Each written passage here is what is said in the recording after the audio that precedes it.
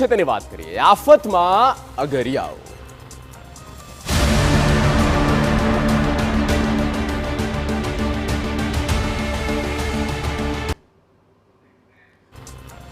માવઠાના મારથી આપણા ખેડૂતો ખૂબ જ પરેશાન છે।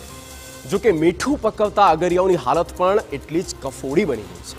આ કમોસમી વરસાદ અને આ કમોસમી વરસાદને કારણે મીઠા ઉદ્યોગને એક મોટો ફટકો પડ્યો છે।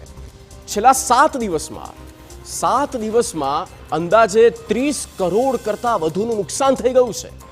આ માવઠાનો કહેર અને માવઠાના કહેરના કારણે આ વર્ષે મીઠાનું જે પ્રોડક્શન હતું, ઉત્પાદન હતું, તેમાં એક મોટું નુકસાન થાય તેવી પૂરી શક્યતાઓ છે।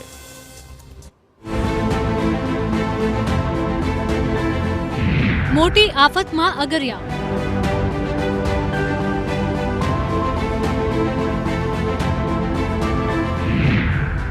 માવઠું લાવ્યું મોટી મુશ્કેલી।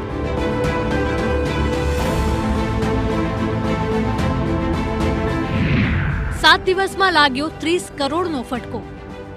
અગરિયાઓની મહિનાઓની મહેનત પર ફરી વળ્યું છે માવઠાનું પાણી।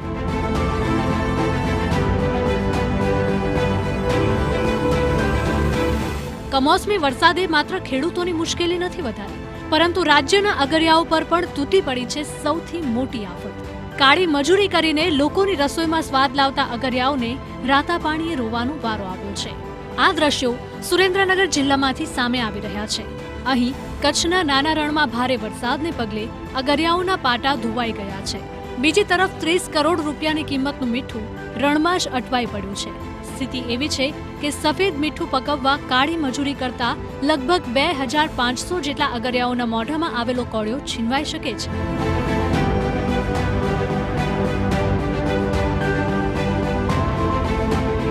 મહત્વનું છે કે દેશના કુલ ઉત્પાદનના 76% મીઠાનું ઉત્પાદન એકમાત્ર ગુજરાતમાં જ થાય છે અને તેમાંથી પણ 35% જેટલું મીઠું તો સુરેન્દ્રનગર જિલ્લાના કચ્છના નાના રણમાં જ પાકે છે।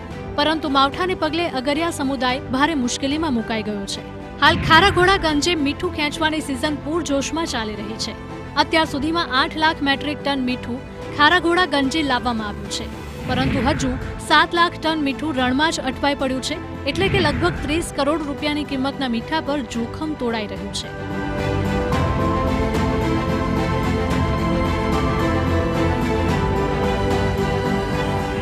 કમોસમી વરસાદથી પાટા ધોવાતા અંદાજે એક અગરિયા પરિવારનું 50,000ની કિંમતનું મીઠું ધોવાઈ ગયું છે અને હજુ 15 થી 20% મીઠાનું ધોવાણ થઈ જાય તેવી શક્યતા સેવાઈ રહી છે। છેલ્લા 4 થી 5 વર્ષથી માવઠાને પગલે અગરિયાઓ મુશ્કેલીનો સામનો કરી રહ્યા છે, ત્યારે હવે સરકાર સત્વરે કોઈ મદદ કરે તેવી માંગ ઉઠી રહી છે। કમોસમી વરસાદ છેલ્લા અઠવાડિયાથી પડી રહ્યો છે। આ કમોસમી વરસાદ પડી રહેવાથી રણમાં અગરિયા લોકોનું જે મીઠું પાકેલું છે આશરે 7 થી 8 લાખ ટન રણમાં મીઠું છે અને આ વરસાદ પડવાના કારણે એ મીઠું ખેંચવા માટે ખૂબ મોટી તકલીફ છે। અમે સરકારશ્રીને અવારનવાર વિનંતી કરી છે કે ભાઈ આ અગરિયાઓ માટે આ નાના રણમાં કંઈક કાયમી ઉકેલ આવે એવી જો સરકારશ્રી કોઈ આયોજન કરે કે છેલ્લા 5 વર્ષથી આ રણમાં સતત સાયક્લોન આવવાના કારણે ખૂબ મોટું નુકસાન થાય છે। છેલ્લા 4-5 વર્ષથી અમને કમોસમી વરસાદના કારણે નુકસાની વેઠવી પડે છે। સરકાર કદાચ સહાય કરાય તો એવી અમારી અપીલ છે। અમારા 5 મહિનાનો માલ થાય એમાં 50-60 હજાર રૂપિયાનો માલ ધોવાઈ જાય છે। કચ્છના નાના રણ તેમજ રણકાંઠાના વિસ્તારોમાં 3.5 ઇંચથી 4 ઇંચ વરસાદ ખાબકતા મીઠા ઉદ્યોગની જાણે કમર તૂટી ગઈ છે। રણમાં જવા આવવા માટે પાકો રસ્તો ન હોય, દર વર્ષે આવી મુશ્કેલીઓનો સામનો કરવો પડતો હોવાના પણ આક્ષેપ ઉઠી રહ્યા છે। ત્યારે સરકાર સત્વરે પાકો રસ્તો બનાવે તેવી પણ માંગ ઉઠી રહી છે, જેથી માવઠાની સ્થિતિમાંથી બચી શકાય। તો મીઠાના વેપારીઓ દ્વારા સર્વાનુમતે મીઠાના ભાવમાં ટને ₹300નો વધારો કરાયો છે, જેથી અગરિયાઓને મદદ મળી શકે। છેલ્લા 4-5 વર્ષથી કમોસમી વરસાદ આવવાથી મીઠાના પાકને તથા અગરિયા ભાઈઓને પણ પ્રમાણમાં ખૂબ મોટું પ્રમાણમાં નુકસાન જાય છે। જે અંગે અમે વેપારી ભાઈઓએ નિર્ણય કરી થોડો ભાવ વધારો કરેલ છે કે જેનો લાભ અમે અગરિયા ભાઈઓને આપી શકીએ।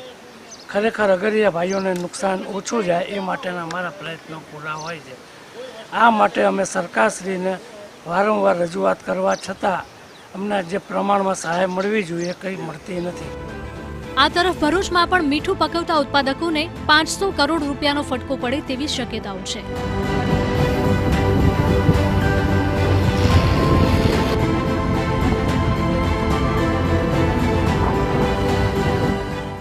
જિલ્લો દેશના મોટા મીઠા ઉત્પાદક પૈકીનું એક છે. ગત વર્ષે ઓક્ટોબર મહિનામાં અને તાજેતરમાં મે મહિનાના પહેલા સપ્તાહમાં વાવાઝોડા સાથે આવેલા કમોસમી વરસાદે કુલ ઉત્પાદનમાં 70% મીઠાને ધોઈ નાખ્યું હતું. ત્યારે ઇન્ડિયન સોલ્ટ મેન્યુફેક્ચર એસોસિએશનના ઉપપ્રમુખ સુલતાન પટેલના જણાવ્યા અનુસાર કમોસમી વરસાદના મારના કારણે મીઠા ઉદ્યોગને 500 કરોડ રૂપિયાનો ફટકો પડવાનો અંદાજ છે. આ વાવાઝોડું આવ્યું અને એના કારણે હવે અમે ડિસ્ટર્બ થયા છે. તો જે ગયા વર્ષે 28 લાખ ટન માલ પાકતો હતો એની જગ્યાએ અત્યારે 8.5-9 લાખ ટન મીઠું જે અમારી પાસે 30% 35% જેવું છે. અને હવે પછી અમારી પાસે કોઈ શક્યતા દેખાતી નથી કે અમે ફરીવાર ઊભા થઈ શકીએ.